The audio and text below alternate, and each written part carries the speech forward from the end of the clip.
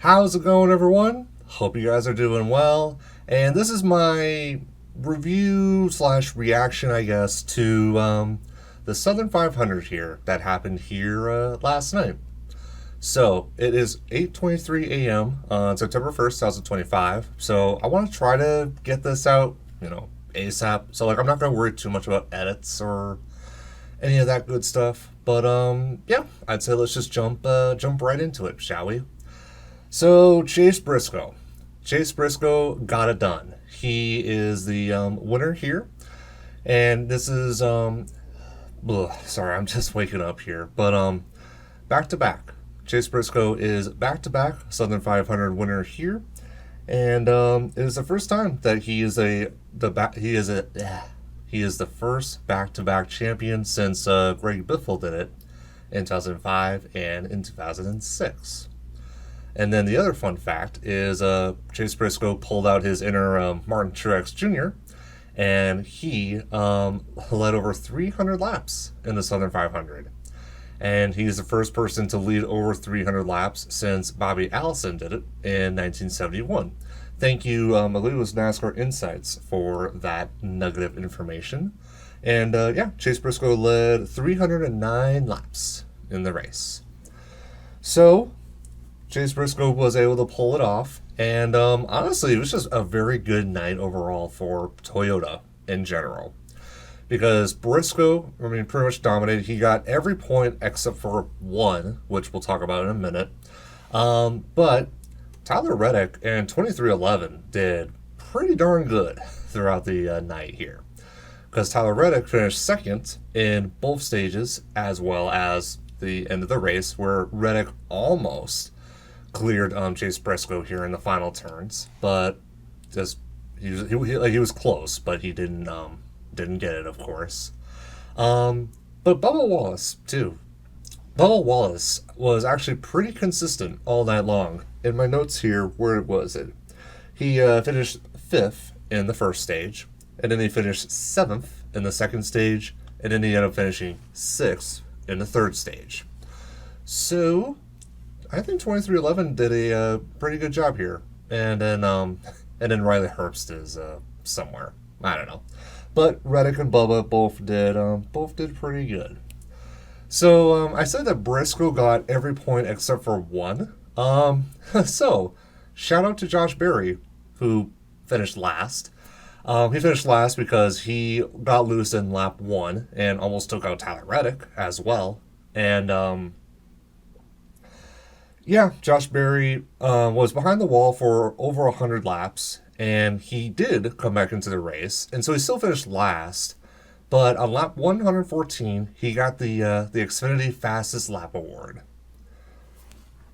Excuse me. Yeah, he got the Fastest Lap Award, and so he got one extra point, which may or may not help him in the playoffs later, but he got that 1 point, and Chase Briscoe got 60. So there's that. Another thing that I just want to kind of briefly talk about is just dirty air, because I know a lot of people have been complaining about it, and I get it. I get how dirty air causes problems and how it's so hard to pass other drivers. The only thing I could think of though is I feel like at this point everybody knows how dirty air works.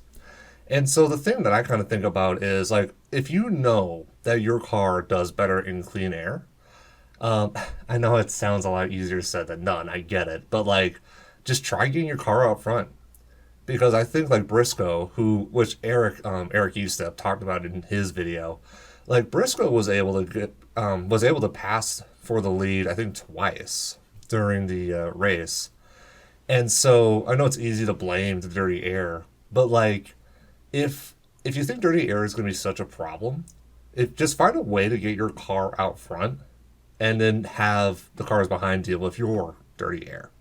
And again, I know it's a lot easier said than done, but yeah, I guess I get that in a sense. But again, on the flip side of the coin, I understand too how the cars punch such a big. I need to get my wording right, but God, I'm losing my credentials every time I make a video. they punch such a big hole in the air that that like the car behind either gets very tight or like the car just doesn't do well behind, and thus it's harder for them to pass the car in front. So it's like instead of like manhandling your way to the front, maybe you got to play the strategy game more and just get your car out in front either on pit strategy or yeah, I mean I think that's probably the best way to do it is pit strategy. So I don't know. I guess there's my controversial take for the day, I guess. So what else did I say here? Noticing Rick Hendrick and Hendrick Motorsports definitely struggled tonight. The best driver was Chase Elliott in 17th. William Byron, who was pretty dominant in the early spring race, finished P20. And one of the reasons why he fell so far back was he actually had a loose wheel. So, of course, that's problematic, and that pretty much put him back all race long. Kyle Larson was P19. So, and I don't really know what the problems were with Larson, but yeah, he was a non factor. And then Alex Bowman just struggled all day long. And he did have a 40-second pit stop at one point. And then just overall, just performance wise, it was just not there. It was just not there at all. Yeah. And so what worries me is in my prediction video, like I had him go all the way to the championship 4. If Bowman keeps doing that, I'll be wrong, and Lord knows if I'm wrong. So we're gonna see how Hendrick does their thing, or I need to be better with my reactions in my wording. But hey, that's why we do these videos, right? We're going to grind it out here. My wording will get better, and it will get better. So, but right now, we just got to have to embrace the suck for now. But anyway, on a happier note, on a lighter note, how about Legacy Motor Club? The team with Richard Petty and Jimmy Johnson. Eric Jones and John Hunter Nemechek. Eric Jones finished P3, and then Nemechek finished 4th. And if I remember correctly, I believe Eric said this in his out of the group video, but like John Hunter Nemechek in the first during the pandemic when they raced at Darlington, he was good. He was good in the 38 front row car. I believe he finished in the top 10. I don't remember, but yeah, just for whatever reason, like those two drivers are just really good at Darlington because Eric Jones, he has 2 Southern 500 wins. And so for them to show up and do as well as they did here tonight, it's cool. It's cool seeing some promise out of the team that have been pretty much struggling the entire year. So that's cool. What else did I say? AJ Allmendinger, he finished 5th. So that's a really good showing for AJ. And again, I know I keep going. I literally watched Eric's video here a couple of hours ago, and I'm just trying to remember everything. And like, again, I'm not trying to like rip from him, but it's just that whole thing where it's like he mentions it, and it's like, yeah, that's true. But what I was going to say here is that Darlington really is like a technical track, and one definitely for the drivers. And so, like, sure, the cars are important, but like the drivers themselves, like, they have a lot of like say in terms of like the way how Darlington works, because like if you lose focus at all, you'll either hit the wall or you're just going to go slow and you're just not going to do well at Darlington. And so 3 drivers I think recently that have really shown that they're capable are Briscoe, of course, Eric Jones, and Tyler Reddick. I think all 3 of them are really, really talented drivers, and I think they all really show it here. Here last night in the Southern 500. So, and then a couple other things. Shane Van Gisbergen. So the big thing with him is, will Shane make it through the first round? Because there are no road courses in this race, in this round of the playoffs. And so with Shane, he definitely struggled. He finished 32nd in the Southern 500. And that's not okay. If Shane wants to make it through to the round of 12, he will need to do better. Either that or some of the other playoff drivers just need to struggle a lot. And so, right now, Shane Van Gisbergen is +3 to the good. But again, with Gateway and Bristol coming up, like, Shane needs to be better. Otherwise, he will be knocked out of the round of 16. So there's that. And then speaking of those that are currently out of the playoffs, right now it is Joey Logano -3, Austin Dillon -8, Alex Bowman -19, and Josh Berry -19. I'm not too worried about Logano. And my biggest reason why is Gateway is a good track for Penske. And so I believe that Penske will rebound because all of Penske struggled too, with Cindric being the best driver who finished 12th. But Blaney had the one spin out in the middle of the race, and then Logano just didn't really have a good race either. But at Gateway, I predict that one of them will bounce back, and I did say that Blaney will win here at Gateway.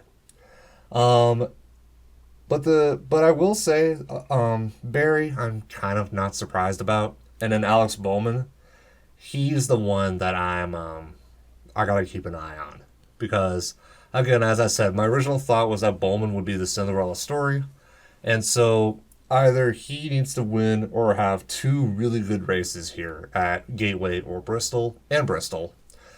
Otherwise, he's going to be out of the rounds, or he will not make it to the round of 12. So, yeah, that's so that's that. And like I said, Logano's currently -3. I still feel confident he'll move on to the round of 12. And then the last thing I just want to call out here is Connor Zilic. He did win at Portland after hurting himself at Watkins Glen, and he's back full time and he won. And not only did he win, he is the second time ever that he got the full 61 points that are available. And this is according to the NASCAR Xfinity Twitter page. The first time that happened was Justin Allgaier, and he won at Nashville, and he got the full 61 as well, where he won the first stage, the second stage, the full race, and then he also got the bonus point as well. So there is that, and I believe this is like ever, because like I don't believe it's ever happened in trucks or cup. But again, I could be wrong on that. But for sure, this is the second time in the Xfinity Series, and yeah, Connor Zilic is the real deal. So yeah, I think I'm gonna wrap it up here. This has been kind of a weird rambling video of sorts. Yeah. Again, as I've said, like I don't word too good. But like as I've said, like I'm serious when I say I do want to like get back into this and get back into the grind. And I would like to make a video here just kind of talking about just what happened to me. And yeah, because again, like I love making content. I love to create stuff. And in order for me to learn and for me to really like do good, I'm gonna have to suck a little bit. So hopefully you guys do see this video in the feed. And what do the YouTubers say again? Hit that like button, or what does Jarrett say? Lick that like button. Lick that like button. If you haven't subscribed yet, I am gonna be posting more frequently. And then yeah, I think we'll stop there. So, again, a shorter video. I don't plan to do much editing to this video just because I want to get it out ASAP. But as I've said, I just got to keep through this. I just got to keep making videos. Just got to keep getting out there. And like again, and the last thing I'll just say too, I don't know if you guys noticed, but I have an arm now. So now like I can go right up to the mic here and have some good quality audio, right? Anyway, so I believe that should be it. Thank you guys so much for watching, and this is Griff Dog saying so long, until next time.